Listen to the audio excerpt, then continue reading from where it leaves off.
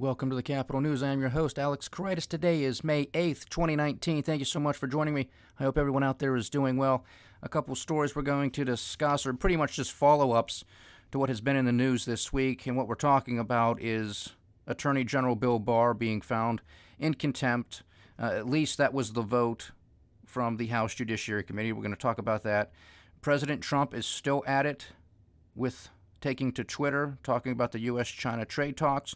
Also was giving a rally down in Florida this evening where that was front and center during that speech. So we're going to provide some commentary on that. And then we're going to loop around and talk about, is President Donald J. Trump setting the stage? We've had previous podcasts on this, and I told you this was going to come back up again and again and again. I just didn't think it was going to take place so soon because we just had a discussion on this only a couple of weeks ago. And what I'm talking about is the president, all the way back with his State of the Union address this year, with a few points that he made regarding what can derail this economic miracle in which we are in the midst of. Of course, we don't believe that to be the case, but that's the narrative that the president, the White House, is pushing. That's expected, but nevertheless, is he setting the stage? Because a whole bunch of pieces are starting to fall into place, and we're going to discuss that as we make our way through today's episode. So when we're talking about Attorney General Bill Barr, the House Judiciary Committee voted today along party lines. This was expected in a vote 24-16, holding Bill Barr in contempt. Now this will have to go through the full House for a vote, which is also expected to pass because the Democrats hold the majority in the House of Representatives. This is another charade. This is more smoke and mirrors.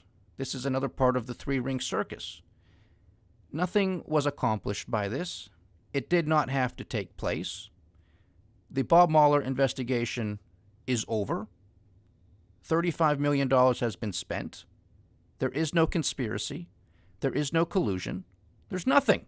There's no obstruction of justice. There's a very tiny piece of the report that remains redacted, and a handful of select members of Congress had the ability to review it if they so wanted to. Now, of course, part of that agreement was they were not going to report what they read to the press or to other members of Congress. Just those select group of congressmen and women and senators had the privilege to review the unredacted version if they elected to do so. This is all politics.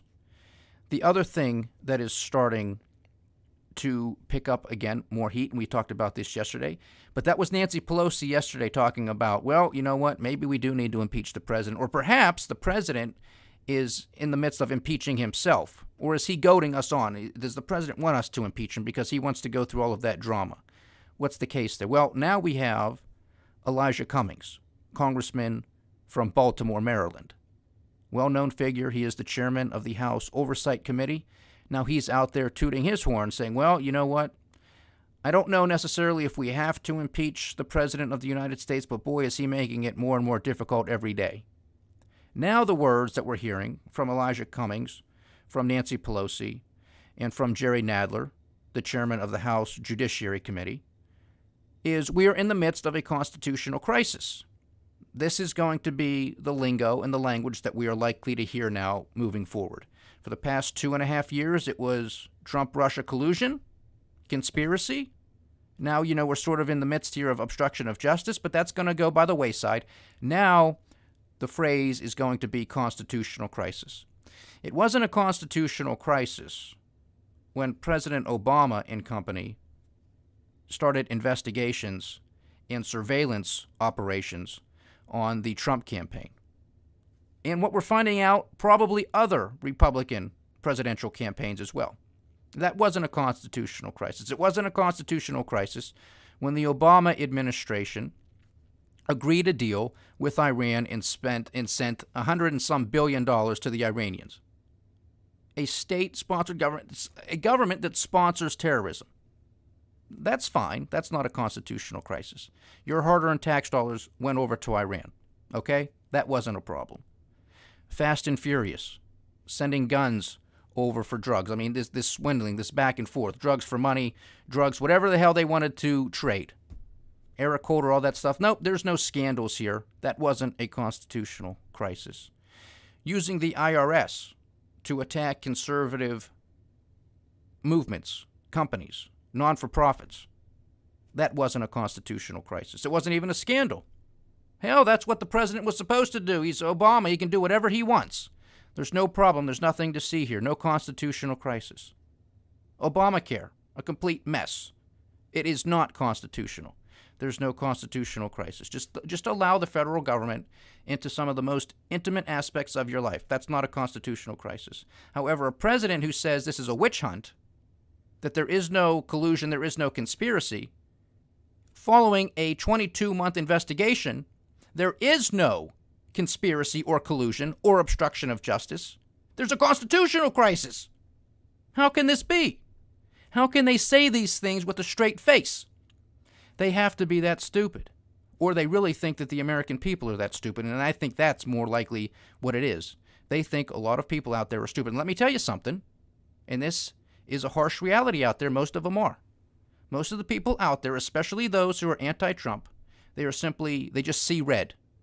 They just see red anytime they hear or see Donald Trump or his name or anything to do with him. And they completely shut down their minds. There is no rational thought. There's no independent thought. There's nothing. Impeach him. Imprison him. Not only him, his family, members of his campaign, members of his administration. Dig as deep as you want. Go into every nook and cranny of his life since the day he was born, because that's pretty much what they're doing. This is ridiculous, and somehow we're in the midst of a constitutional crisis. We're in the midst of a constitutional crisis because Democrats can't get together and do anything. They can't do anything constructive. It's all smoke and mirrors. It's playing you for fools. And if you want to take it, this is what you're going to get. We will end up in the midst of some sort of constitutional crisis. But it's not because of the President of the United States. He gave information and reports and witnesses to the Bob Mueller investigation. Did not assert executive privilege, although he did now because he's sick and tired of all of these investigations. And so he asserted executive privilege over the unredacted version of the Mueller report because that's under subpoena by the House Democrats. He said, enough's enough. We have other issues to get to. We can walk and chew bubblegum at the same time. But it doesn't mean that we have to continue with these needless and just 100% partisan investigations into the President of the United States. It needs to stop. And now the Democrats are so desperate, it's not enough to go after the President. Now they have to go after the integrity and the competence of Attorney General Bill Barr. So he's likely to be held in contempt of Congress. It'll be a political shellacking. That's all it's going to be. Are they actually going to imprison him? Highly unlikely. Highly unlikely. But politically speaking, he will be held in contempt, again, because the House Democrats are the majority. So that's what we're going to see. It's going to be strictly party lines. Now, there was obviously a hearing and some debate that took place today. Again, that's part and parcel of the three-ring circus. There were some good points made by some Republicans, but it was all partisan. It was there wasn't anything new there.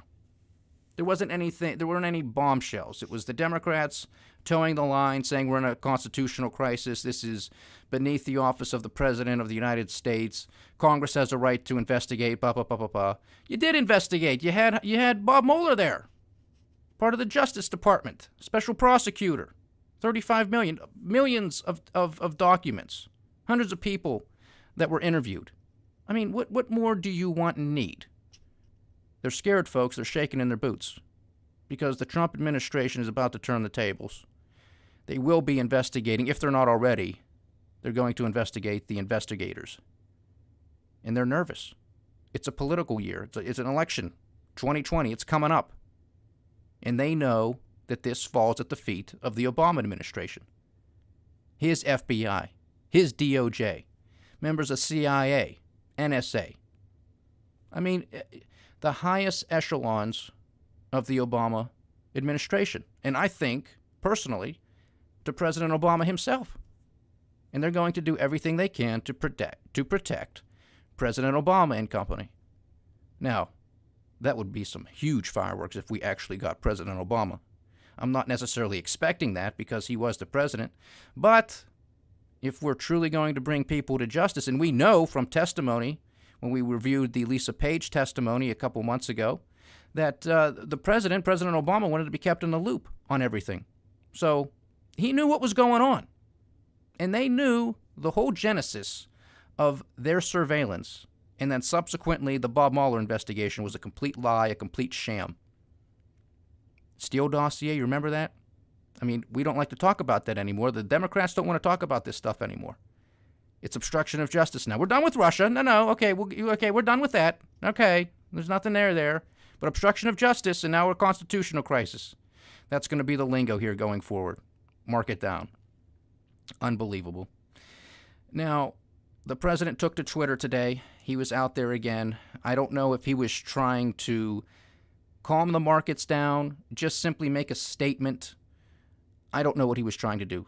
But nevertheless, he was out there taking to Twitter in regards to the U.S.-China trade talks. And here's what he had to say. He said, the reason for the China pullback and attempted renegotiation of the trade deal is the sincere hope that they will be able to negotiate with Joe Biden or one of the very weak Democrats and thereby continue to rip off the United States $500 billion a year for years to come. Guess what? That's not going to happen. China has just informed us that they, Vice Premier, are now coming to the U.S. to make a deal. We'll see, but I am very happy with over $100 billion a year in tariffs filling U.S. coffers. Great for U.S., not good for China. So I don't know if the president was attempting to sort of slow the sell-off in markets, try to offer a glimmer of hope, try to get the markets to the upside, but that just wasn't the case. I mean, the markets were choppy today. We are going to have a bigger discussion on that on the Economic Podcast, episode 64B, so be sure to check that out if you're interested. But the president, his efforts pretty much failed. If he was trying to stimulate some sort of rally in the stock market, it didn't happen. It was definitely not long-lasting. There's pretty much a sell-off at the end of the day. Most of the major indices ended up in the red or just slightly to the upside. But nevertheless, he makes some good and interesting points in this tweet, which I think is true. And this is something that we have discussed in previous podcasts, where the Chinese are looking at this long-term. The Chinese probably aren't going to play ball, even if Trump does secure some type of deal with the Chinese. But nevertheless, the point he makes in here is they're just going to wait, and they're going to hope that one of the crazy Democrats wins in 2020, and then they'll just be able to continue to play the games that they have played for the past 20 years. And the Chinese will be fine, and American institutions and companies and workers will suffer the consequences. I believe that to be the case. I really do. Why would the Chinese, why wouldn't they think that? That's very logical to me. They've gotten away with murder for the past 20 years, through Bush, through Clinton, through Obama, and now you got a new sheriff in town, President Donald J. Trump, and he's saying, we're not going to do this anymore. We're not going to allow you to dictate to American companies what they're going to do, that they have to give you technology transfers, that you have to get some of their intellectual property to know what they're doing. Enough's enough. It's not going to happen anymore. So it makes complete sense that most of the Democrats would likely roll over and just allow the Chinese to continue doing what they're doing. Now, at the same time, we also had subsequent conversations about what's really at stake here. It's not just about soybeans and cheap goods coming over to the United States. It's much bigger than this. It is about the technology transfers. It is about cybersecurity and theft and IP theft. It's much bigger than just agricultural products and some cheap knockoffs that Americans seemingly like to buy.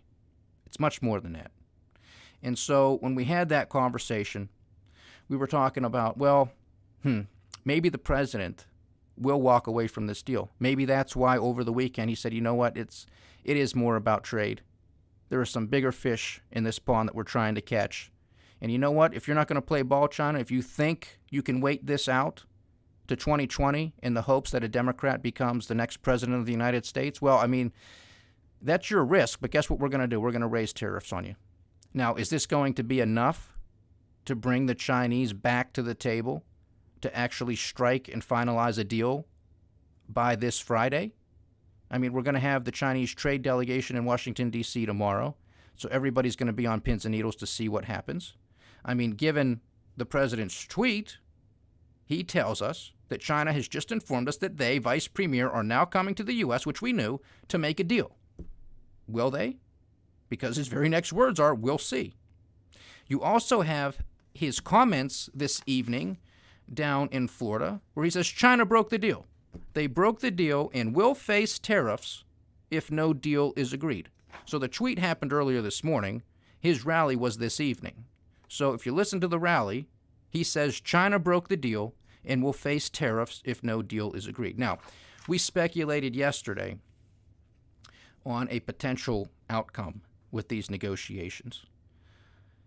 Again, speculation. I want to emphasize this because I don't know if this is the case or not. However, if there happens to be an 11th hour deal that is struck and agreed to by the United States and China on Friday, or by some miracle they stay an extra couple days and they iron out everything over the weekend, either on Saturday or Sunday, and they come out and they say, "Yep, everything's solved, we got it," I am going to be highly skeptical, and I am going to simply say that the deal was already made, it was already agreed to, and this was political posturing by the president to act like a strongman in attempts to make him look like the victor. That he played the strongman, he strong-armed the Chinese, brought them back to the table on their knees, and they acquiesced to everything that we were demanding. Because I don't know why he would simply make that statement if it wasn't going to actually take place. I mean, again, that was speculation, that a deal has already been made, and this is just the president coming out and, making political noise off of this to act like a strongman. Complete speculation. I actually think tariffs will be instated. I think they will be increased. We'll see what happens. I mean, as the president always says, and we say it here all the time too, we'll see. We don't have a crystal ball. We're not behind the scenes. But nevertheless, at least in official matter, the U.S. Trade Representative Robert Lighthizer and his office, they did file the requisite paperwork that stated that the administration will be increasing tariffs on Chinese goods. Now, we also hear from China that if this does take place, if we do increase tariffs on Chinese goods, that the Chinese will retaliate in kind. Now, we have no specifics as to what goods they will exact tariffs on, what extent, for how long, we just don't know. But that was anticipated, that was expected, so there's nothing to be shocked about there. But nevertheless, given the recent tweets, given the recent comments at the rally this evening by President Donald J. Trump, well, the Asian markets are selling off right now. They are selling off. You have the Nikkei, the Japanese market, down over 1%. You have the Hang Seng, the Hong Kong markets, down over 1%. And you have the Shanghai, the Chinese composite, down about 0.5% at the time of this podcast. Now, I'm going to keep you up to date on this because this is going to be breaking news as it moves forward. It's a very fluid situation. We're going to see what happens tomorrow with those negotiations, and then subsequently on Friday, if they get wrapped up or if Donald Trump says, nope, you didn't do enough, the tariffs are going up. And maybe we can get something. We can continue talking, but for the time being, they're going up. Too bad. Now, moving forward, before we sign off here, just to bring everything sort of full circle with Donald Trump potentially setting the stage for something here. And again, I have to refresh your guys' memory, perhaps, those of you who have been following me for a while are probably up to date on this, but you have to recall the President's State of the Union address back in February, where he said there's only a few things that can derail the economic miracle: endless wars, political divisiveness, and partisan investigations. Now, there's a couple other kickers that I think he's added to this list over the past couple of months. A couple of those things are the Federal Reserve. We've had extensive conversations of how the president is attacking the Federal Reserve and pretty much trying to maneuver himself out of the box he's placed himself in by taking ownership of both the stock market and the economy. And if things should turn south, one or the other or both, the economy and or the stock market, the president is going to lay this at the feet of the Federal Reserve, potentially. He's one of many. He could say, well, look, this is the endless wars. We're going to get to that real quickly here. Political divisiveness, which is front and center, and that ain't going away anytime soon, so that's there. Check that box. Partisan investigations, will those continue? Elijah Cummings, Jerry Nadler, Maxine Waters, Adam Schiff, they aren't going away. They're not going away. And now he has the Federal Reserve. They should have cut interest rates a full percentage point, and they should embark on quantitative easing number 4. Again, this is completely contrary to those other positive statements that we are in the midst of the best economy ever. Ever. Ever. Complete contrary. But nevertheless, he's out there now trying to say, well, look, I told you so. They should have listened to me. They should have listened to Trump. I have a great feel. I have great instincts on what's going on in the marketplace. Federal Reserve just should have listened to me. And now we have another one, folks, to add to the list, China. We can add China to the list. So again, endless wars, political divisiveness, partisan investigations. Those were the original 3 in the State of the Union. The 2 kickers are the Federal Reserve and China. We're already starting to see the market sell-off, which we have seen since the beginning of the week.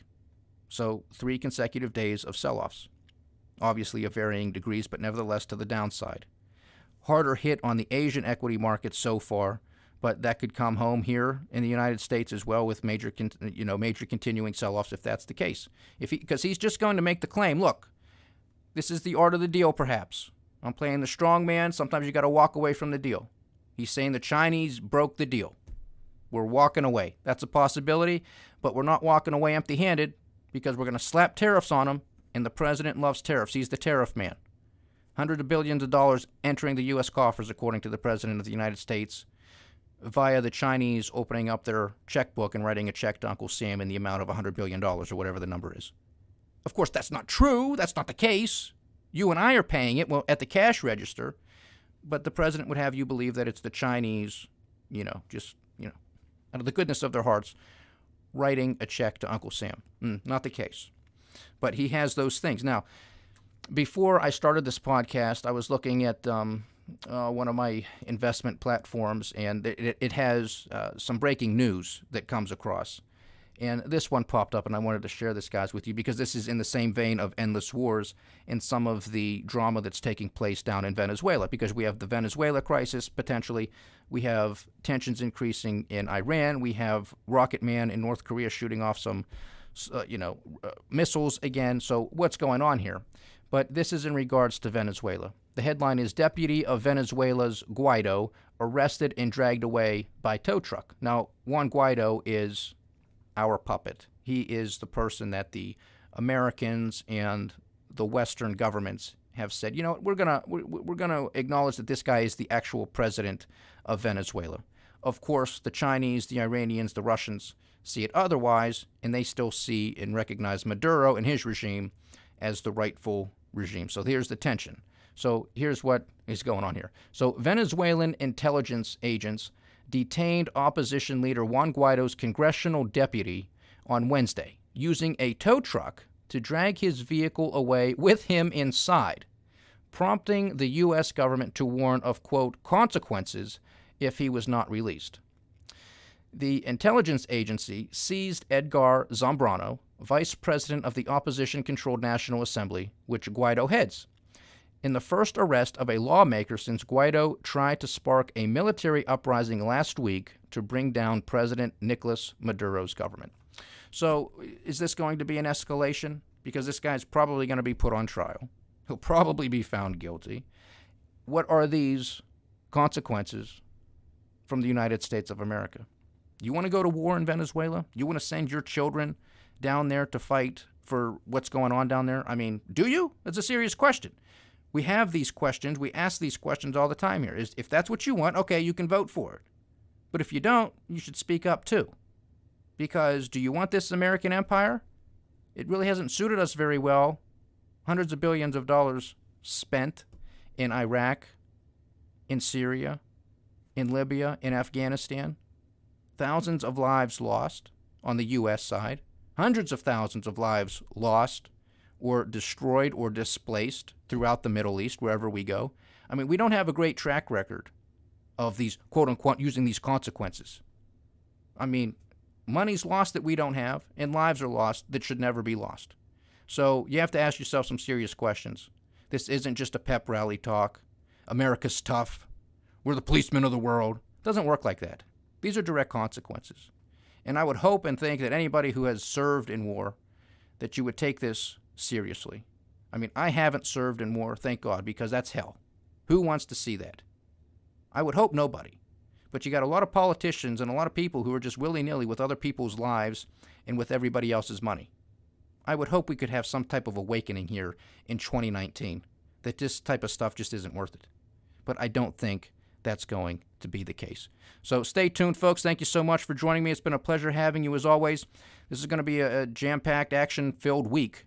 No ifs, ands, or buts about it. It already has been. It's going to be very, very interesting to see what Congress does with Bill Barr. It's going to be very, very interesting to see how and if the Democrats get a little bit more aggressive with their impeachment talks. And it's going to be very interesting to see what the U.S. does with these U.S.-China trade talks. So I look forward to having you guys with me for a long, long time. This is the Capitol News. I am Alex Kouraitis. Godspeed.